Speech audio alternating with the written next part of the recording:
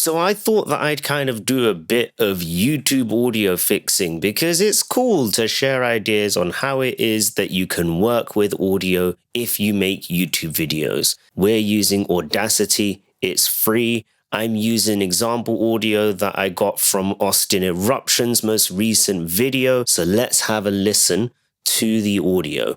Gamers are silly. Folklore Appreciation Society, rise up! Well, that's all for today. A handful of forgotten PlayStation 3 games. And I know I didn't mention a bunch, as I said, there's over 2,500. Did you hear it? There's a relatively prominent, or at least like present, low rumble in the audio, and it seems to be when we switch between two different microphones.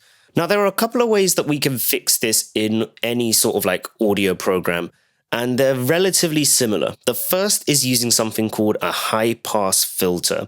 The other way is by using something called equalization or EQ. So we're going to use the filter first on this audio to see what we can do with it.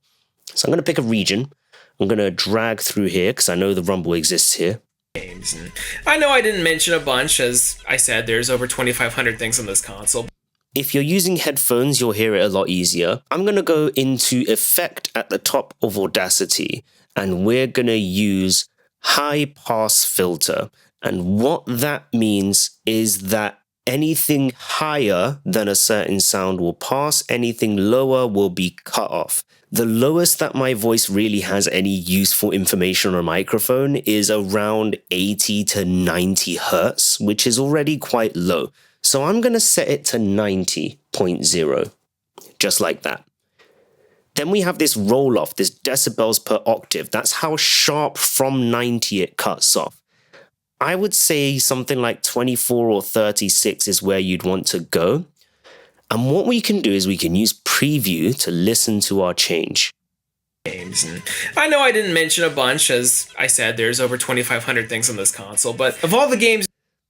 That sounds a lot better. Let's compare the region that I edited in the context of everything else, and you'll hear the difference.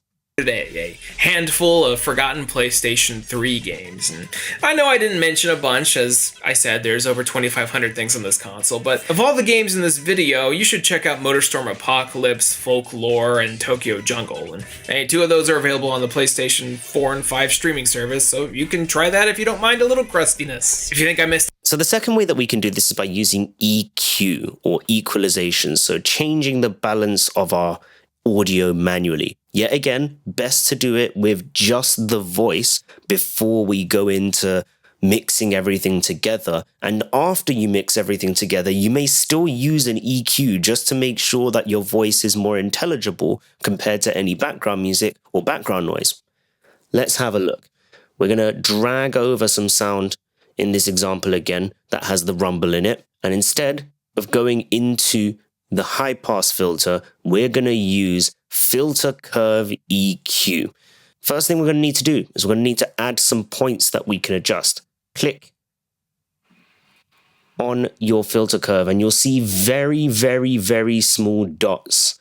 So I'm trying to make it easy to see. I'm going to get rid of the grid lines, and there's these little dots that I've added in by clicking. What we want to do is take one of these dots, so I would say make multiple, at least 3. Make a dot where you want the sound to still be, so about 200-ish hertz is generally where I tend to start from. For now, we already kind of know that that rumble happens below 90 hertz, so I'm just going to go here to what is about 90 hertz and drag down quite far down, and we'll preview.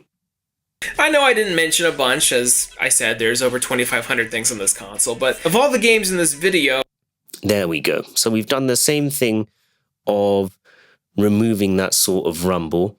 And what this allows us to do is to be a bit more selective with how it behaves. So rather than just having one cut, we can choose to have multiple cuts and multiple boosts. So I can decide instead to cut a little bit of the mids here.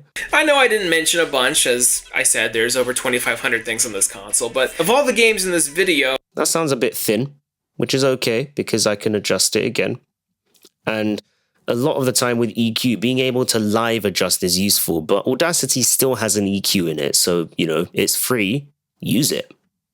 I know I didn't mention a bunch, as I said, there's over 2,500 things on this console, but of all the games in this video... Yeah, I think that's good. I think I'm going to cut a little bit later there. I know I didn't mention a bunch, as I said, there's over 2,500 things on this console, but of all the games in this video... Yeah, I like that. So we're going to hit OK. Let's listen to it in context of what we had before. Handful of forgotten PlayStation 3 games. And I know I didn't mention a bunch, as I said, there's over 2,500 things on this console, but of all the games in this video, you should check out MotorStorm Apocalypse, Folklore, and Tokyo Jungle. There you go. And that is how we can use EQ to adjust our tone. So to summarize, we looked at our filter and we looked at EQ. Some things like OBS, if you're doing your recording for streaming, will have an EQ that you can add as an audio effect and a filter that you can add as an audio effect. And they'll do a similar sort of thing. They'll allow you to cut some of the sound off or adjust the balance. And always just have a listen before you go ahead with finalizing your recording, mixing everything together and uploading.